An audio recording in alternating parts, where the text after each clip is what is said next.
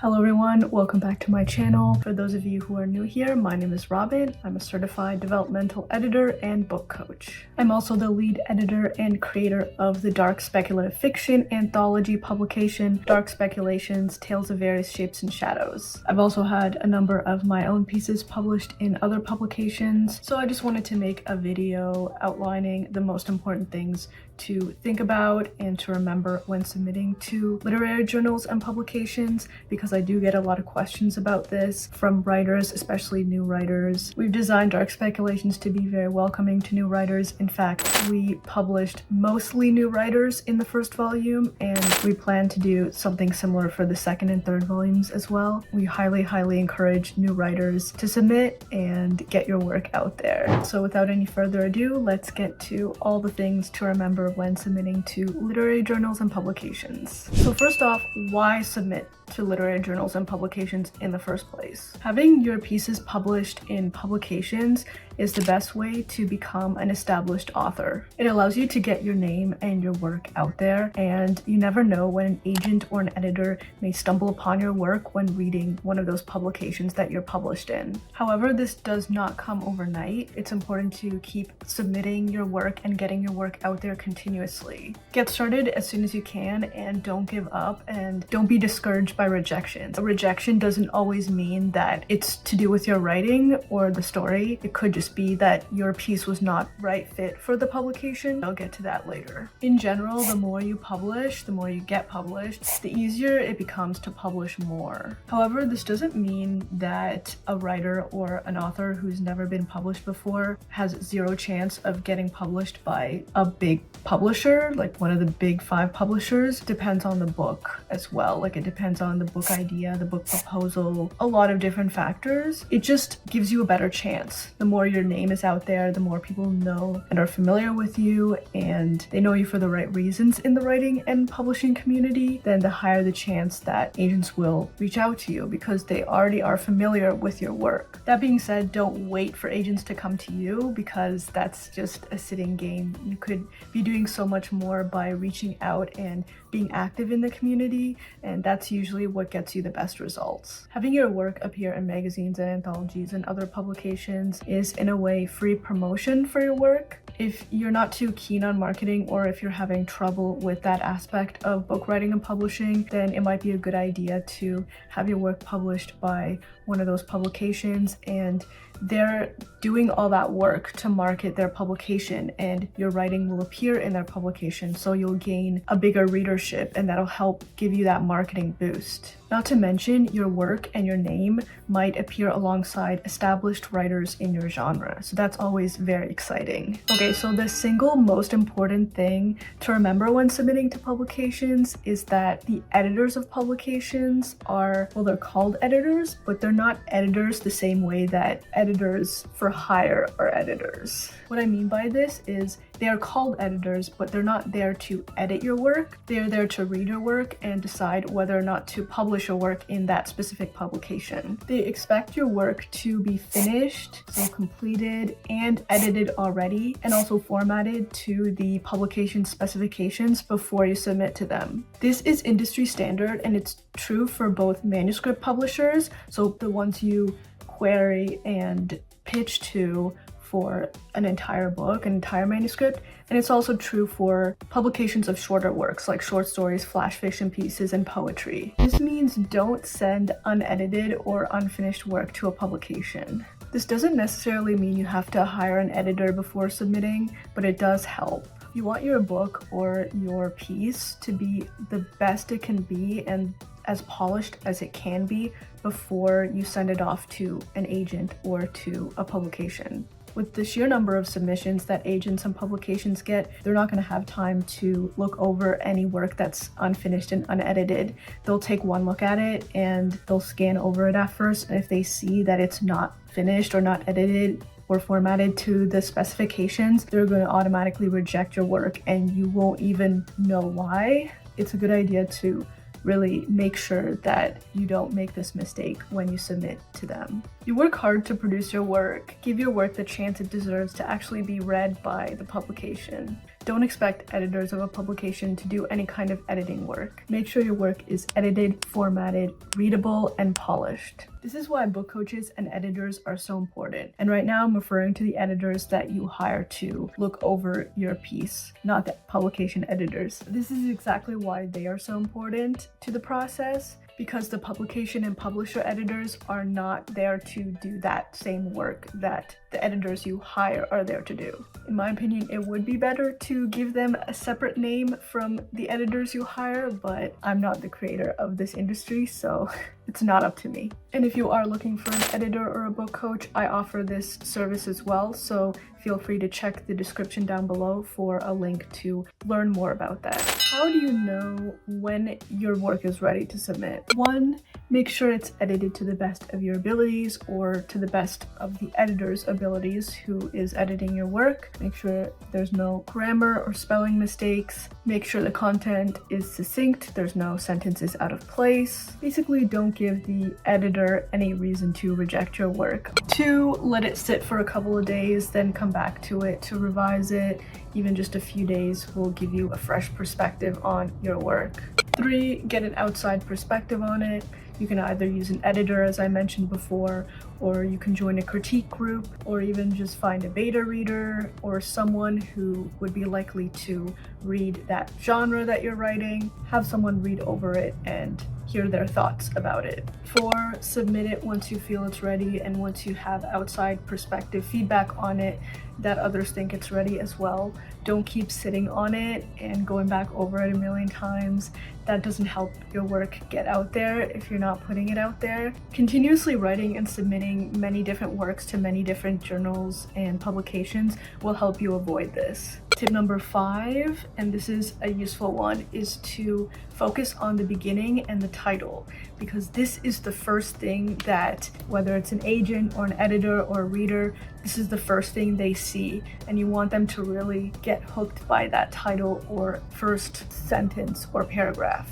6, but don't neglect the rest of the piece either. When you're submitting to publications, your piece is often very short, especially if it's a flash piece, so you want to make every word count. And 7, the last tip I have is to know your writing and know the mistakes you tend to make, know the craft elements you tend to overuse, and be aware of that. Some examples of this that I tend to overdo that I've discovered after working with my own book coach is that I tend to write too ambiguously or poetically at times and focus on the writing rather than the story, and I often leave very ambiguous endings to my pieces. I also tend to repeat certain words too close together. I also tend to focus on certain scenes that are very exciting, action scenes, and highlight on those, and then there's a lull in the times when the scenes in between are too boring. Some things that I've had to learn and that a book coach has helped me with immensely is to keep my writing even and continue to match the tone that I set in the beginning and match the genre specifications that I'm writing, as well as match the internal dialogue of the characters to their age and their demographic. For example, a 14-year-old versus a 40-year-old would have an entirely different internal dialogue.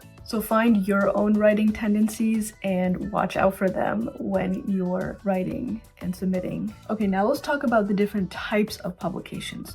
So there's 2 main types of publications, print and online. And by online, I mean the publications that directly publish to their website publicly for anyone to read. In this case, I'm putting digital ebooks in the print category because there's still a compiled list of stories or short pieces that may or may not have to be purchased. For online here, I'm just simply referring to those publications that publish all their stories on their website that anyone can just go and read for free. Okay, so what are the pros and cons of submitting to print publications? They tend to be more established, they're more likely to pay writers, they usually send you a contributor copy and you're published alongside other writers in your genre. They may or may not also publish your piece on their website, which could give you more exposure as well to readers. On the other hand, fewer people may have access to your work because it's behind a paywall or they have to pay for it. It often takes longer to publish in print, so it might be slower getting published and slower hearing back from them. They are also more likely to charge submissions fees and not accept reprints.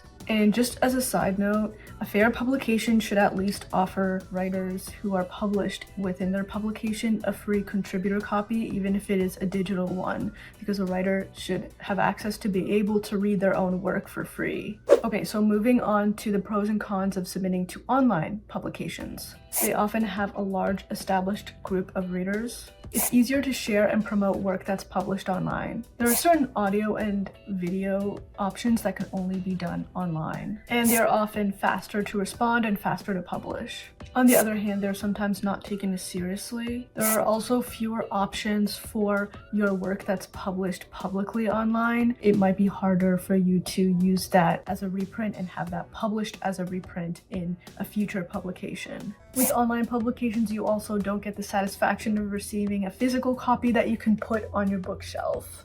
There's also a higher risk for publishing online because if it goes under, then your work is lost and possibly unable to be published again because you can only publish that as a reprint. And if it was publicly readily available online, then that rules out a lot of other publications as well, such as dark speculations. So how do most publications receive your work, or how do you send your work to them? Most publications either offer an email that you can submit to and usually offer like a specific specifications for how they prefer you to structure that email, whether they want you to include attachments or not, or have everything in the body of the email. So that's something to pay close attention to.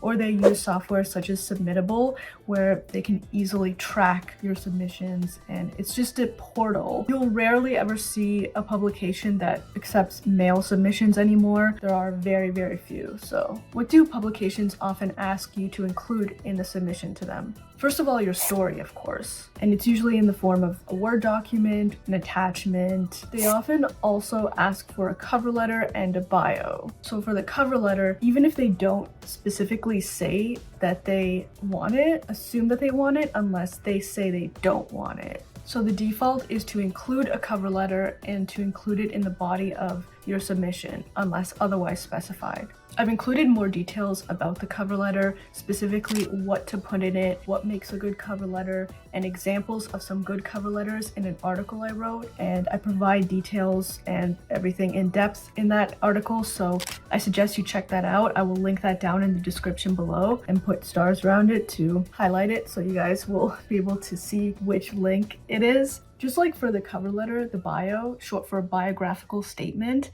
best practice is to include it and to include it in the body of your email unless otherwise specified. Your bio is often published alongside your piece, so when you're writing it, think about what you want both the publication editors to read and also the readers. Again, I include more details about the bio in that article that I mentioned earlier, so feel free to check that out in the description below. The last thing I want to address in this video is exclusivity rights. I was very confused about this when I first started submitting, so I think that writers can really benefit from knowing this, especially new writers. If you're submitting your work to a publication that asks for first serial rights or first rights, that means they do not want a reprint. They want a piece that's not been previously published before. So a brand new unpublished piece. If they request second serial rights or second rights, that's synonymous for reprint. So that means that publication accepts reprints, which means that publication accepts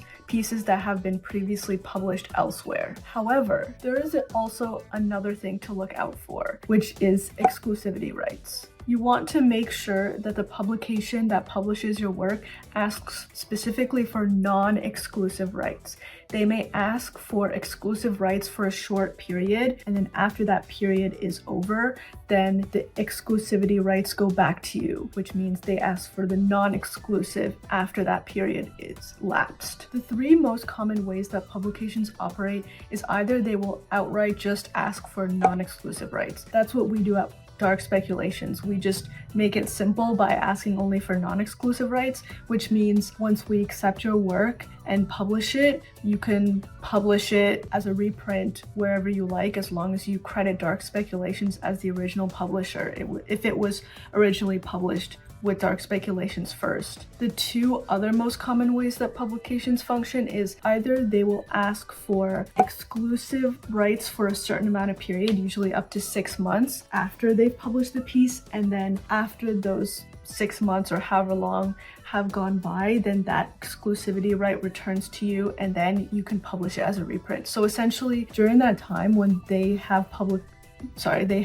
exclusivity rights, you are unable to publish that piece as a reprint until that time is up. And then the other way is just to have exclusivity rights up until the piece is published and then non-exclusivity rights after. You can only publish your piece as a reprint if the original publication that published it has non-exclusive rights at the time you are looking to publish that piece as a reprint. So if you take anything from that whole spiel, the one thing to take from it is that just make sure that the publication you are submitting your work to does not retain exclusive rights to your work indefinitely or for more than 6 months. 6 months or less is okay, but not more than 6 months, and definitely not indefinitely. If you're still confused about this, feel free to reach out to me. I'm happy to answer any questions you have about this. I also talk more in depth about this in that article I mentioned earlier that I will link down below, so feel free to check that out as well. Alright, I'm just gonna end this video with a couple of last words and tips I have for you guys when it comes to submitting your work to publications. One of the most important tips that I think is the most important